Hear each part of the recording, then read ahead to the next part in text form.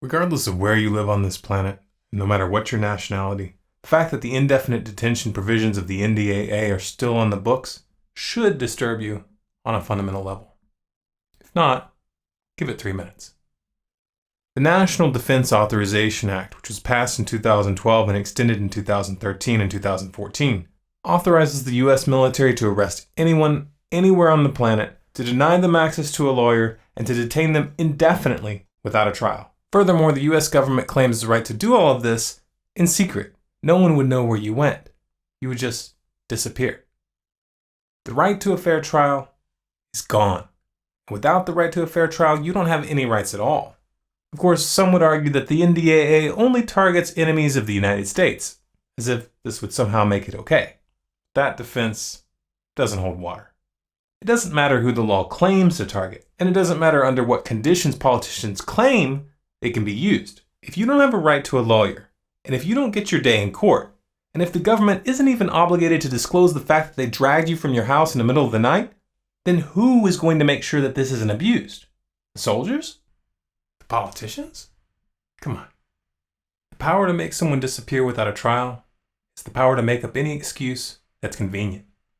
Evidence is only needed when you have to prove your case in court. That's why we have courts.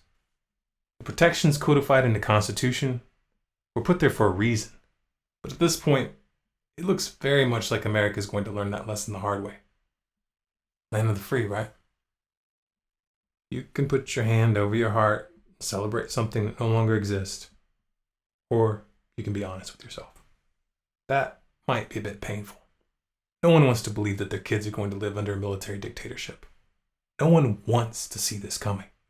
So most people put their head in the sand and do their best not to think about it. Those who don't always begin with one question.